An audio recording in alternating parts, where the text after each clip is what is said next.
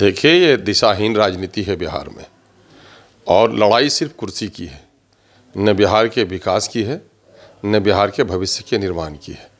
तो जाहिर है कि जो जिस तरह वरगला ले जनता को, जो जिस तरह फुसला ले, जो जिस तरह से भटका दे, जो जिस तरह से बहला ले, उनको कुर्सी से प्रेम है। क्या उस जनता से प्रगति की बात करेंगे? जो लोग बेचारे का 400 रुपये आज पेंशन दिया जा रहा है, उनसे प्रगति की बात कर रहे हैं? यकीनन है कि बिहार के दलितों और माइनॉरिटी का विश्वास MIM पर जगह है, इसलिए दलितों और माइनॉरिटी की बात और शोषितों की पीड़ितों की जो लड़ाई है वो लड़ाई जारी रहेगी। नमस्कार, आप देख रहे हैं न्यूज़ फॉर नेशन। मैं आपके साथ अभिजीत सिंह। कहा जा रहा था कि खरमास के बाद बिहार में खेला होगा, क्योंकि मुख्यमंत्री नीतीश कुमार है वो एनडीए से नाराज चल रहे हैं, ऐसा कहा जा रहा था। लेकिन जिस तरह से तमाम एनडीए के नेता हो या बीजेपी के नेता हो, वो कह रहे हैं कि 2025 का चुनाव है वो मुख्यमंत्री नीतीश कुमार के ही चेहरे पर लड़े जाएंगे। लेकिन जिस तरह से बिहार के डिप्टी सीएम विजय सिन्हा ने कल जो अपने बीजेपी के कार्यकर्ताओं के बीच में उन्होंने कहा था कि अटल जी का जब सच्ची श्रद्धांजलि तभी मिलेगा जब बिहार में बीजेपी की सरकार बनेगी। तो एक तरफ तो कहते हैं कि 2025 का चुनाव नीतीश कुमार के नेतृत्व में लड़ा जाएगा और बीजेपी के जो कार्यकर्ता के बीच में इस तरह की बात करते हैं। इस पर बात करने के लिए हमारे साथ है AIMIM के प्रदेश अध्यक्ष अख्तरुल इमान है, विधायक भी हैं। सर, कैसे देख रहे हैं बिहार की सियासत को? जिस तरह से बीजेपी अपने ही एनडीए में ही जिस तरह से मुख्यमंत्री नीतीश कुमार एक तरफ से नकारे कर रहे हैं, फिर उसके बाद कर रहे हैं कि लड़ेंगे भी उनके चेहरे पर, और अपने कार्यकर्ताओं को बूस्ट कर रहे हैं कि बीजेपी की सरकार बननी चाहिए। देखिए, ये दिशाहीन राजनीति है बिहार में और लड़ाई सिर्फ कुर्सी की है, न बिहार के विकास की है, न बिहार के भविष्य के निर्माण की है। तो जाहिर है कि जो जिस तरह वरगला ले जनता को, जो जिस तरह फुसला ले, जो जिस तरह से भटका दे, जो जिस तरह से बहला ले, उनको कुर्सी से प्रेम है। जहाँ तक कुछ नेता वाजपेयी जी के आत्मा की शांति के लिए काम करना चाहते हैं, तो वाजपेयी जी मैं मानता हूँ कि भाजपा के नेता थे। हालांकि मस्जिद तोड़ने में उन्होंने भी कहा था कि जब तक भूमि समतल न की जाएगी मंदिर का निर्माण नहीं होगा।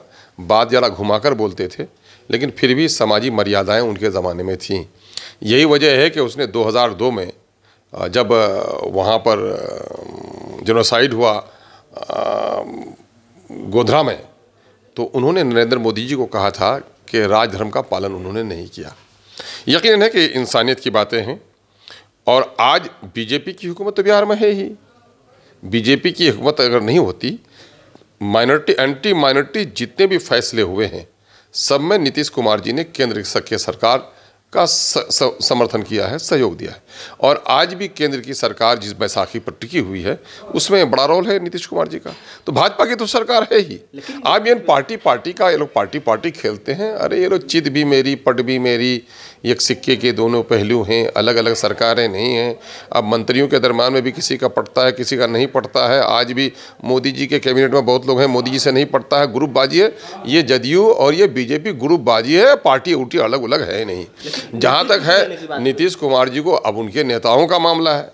नीतीश जी को कभी कूड़ादान में फेंकने की बात करते हैं और कुछ लोग आज कहते हैं कि उनको राष्ट्र स्तर का मान और सम्मान मिलना चाहिए, भारत रत्न की उपाधि उनको मिलनी चाहिए।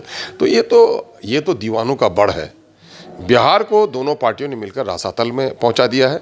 बिहार की जनता को इस वक्त आ गया है कि हम कर्पूरी जी का नाम लेते हैं, हम जयप्रकाश जी का नाम लेते हैं। बिहार के युवाओं को, बिहार के बुद्धिजीवियों को बस सड़क पर आने का वक्त है कि ये नेता अपनी कुर्सी के खातिर पूरे समुदाय को गुमराह कर रहे हैं, लोगों में धार्मिक उन्माद पैदा करा रहे हैं, अपनी रोटी सेक रहे हैं। बिहार के नौजवान आज भी बेरोजगार हैं, पढ़ाई लिखाई की हालत अच्छी नहीं है, हॉस्पिटलों की हालत अच्छी नहीं है, किसानों को फसल का मुआवजा नहीं मिल पा रहा है। जो निर्माण के जितने कार्य हो रहे हैं उसमें कमीशन खोरी इतनी है कि लोगों के खून और पसीने की गाढ़ी कमाई को ये लोग पूरे तौर पर ठेकेदारों को सौंप रहे हैं। एक एक ठेकेदार, एक एक मंत्री, एक एक जो ये हैं इंजीनियर्स हैं, वो माला माल होते चले जा रहे हैं। नीतीश कुमार जी चूँकि इंजीनियर हैं, ये सिविल इंजीनियर हैं, तो इनको मकान बनाना तो आता है। सोशल इंजीनियरिंग उनकी जोड़ने तोड़ने तक है, लेकिन सोशल अपलिफ्टमेंट कैसे होगा, समाज का निर्माण कैसे होगा, इस मामले में नीतीश जी पूरे तौर पर फेल हैं। आज बिहार में पलायन रुक नहीं रहा यार, बच्चों का पलायन हो रहा है। बीमारों को दवा के लिए पलायन, पढ़ाई के लिए बच्चों का पलायन, रोजगार के लिए मजदूरों का पलायन। तो बिहार में क्या खाक किया इन लोगों ने? सबने मिलकर लूटा है, सबका वादा झूठा है। बिहार की जनता को सबने धोखा दिया है। इसी के लिए तो मुख्यमंत्री नीतीश कुमार गए हैं जनता के बीच में, प्रगति यात्रा का नाम दिए हैं और धोखा यात्रा है, सबको ये धोखा यात्रा है, फरेब यात्रा है। क्या वो जनता से मिल भी पाएंगे? वो अपनी राजनीतिक किल कांटे को ठीक करने के लिए गए हैं। आगे इलेक्शन हो रहा है तो पार्टी के पैसे से वो जाकर पार्टी की मीटिंग करते थे, लेकिन सरकारी राशि से, जनता की राशि से वो जदयू की मीटिंग करने के लिए गए हैं, जदयू के कार्यकर्ता से मिल गए हैं। क्या आम जनों से मिलने की फुर्सत है या आम जनों से मिलने की हिम्मत भी है उनको? क्या उस जनता से प्रगति की बात करेंगे? जो लोग बेचारे का 400 रुपये आज पेंशन दिया जा रहा है, उनसे प्रगति की बात कर रहे हैं ये? जिन किसानों को फसल की कीमत नहीं मिली है उनको प्रगति दिखा रहे हैं ये? जिनके बच्चे बिलक बिलक के मर रहे हैं, जो आज म्यूटेशन के नाम पर लूट रहे हैं सर्किल में, सीओ के ऑफिसर्स में, जो भूमि विवाद में फंसे हुए लोग आज तड़प रहे हैं, जो किसान आज अपनी फसलों की कीमत नहीं पा रहा है, जहां नदियां कटी हैं वहां पर बांध का इंतजाम नहीं हो सका है, खेतों में पानी नहीं मिल सका है, बिजली महंगी हो गई है, स्मार्ट मीटर के नाम पर से स्मार्ट ठगी हो रही है, वहां गए प्रगति की बात करने के लिए? ये धोखा और फरेब है। ये टेंट लगाएंगे, अपने पदाधिकारियों की भीड़ जमाएंगे, कुछ लोगों को बुलाकर अपने आगामी इलेक्शन के बारे में चर्चा करेंगे और बाकी कुछ कामें जो है रूटीन वर्क, कहीं शिलान्यास करेंगे और कहीं उद्घाटन करेंगे। उसके अलावा क्या करेंगे? तो आप लोग क्या करेंगे? विपक्ष है, विपक्ष तो क्या लगता है आप उजागर कर? मैं कहता हूं न गुल अपना, न खार अपना, न दुश्मन बागमा अपना, हाय किस चमन में है मेरा आशियां अपना। मैं तो उस सदन का नेता हूं जिस सदन में पक्ष भी नहीं मेरा, विपक्ष भी नहीं मेरा। कुर्सी से भी मेरे लिए बड़ा कम समय मिल पाता है, लेकिन जो भी समय आप लोगों के माध्यम से सड़क से लेकर सदन तक होता है, बिहार में विपक्ष की बड़ी भूमिका एमआईएम तय कर रही है। अभी अभी नालंदा में परसों के दिन में एक 70 साला इमाम को मारा गया है।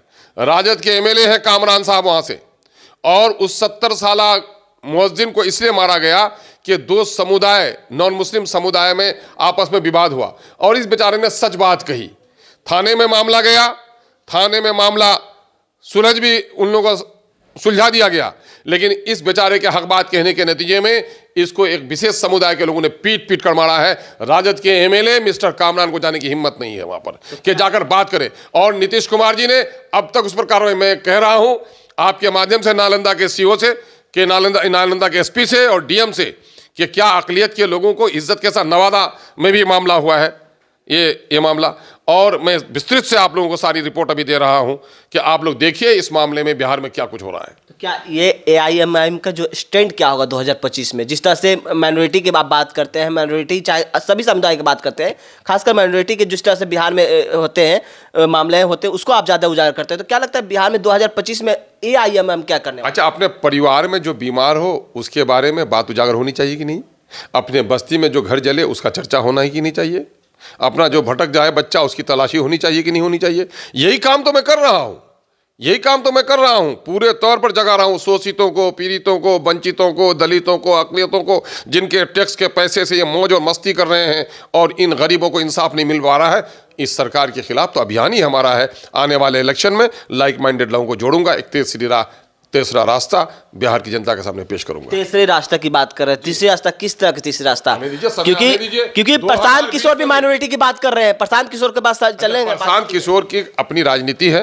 प्रशांत किशोर से पहले से मैं यहाँ काम कर रहा हूँ।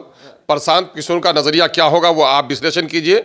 अभी नए नए आए हैं, मैं उस पर कोई लब नहीं खोल सकता, वो काम कर रहे हैं, लेकिन जाहिर है कि क्या माइनॉरिटी के लोगों ने अपनी राजनीति गिरवी दे दी है कि माइनॉरिटी के दरमियान में जो सत्ता पूरे देश में आज बैरिस्टर असदुद्दीन अवैसी से मजबूती के साथ दलितों और माइनॉरिटी की आवाज़ को उठा सकता है, तो यकीनन है कि बिहार के दलितों और माइनॉरिटी का विश्वास एमआईएम पर जगह है।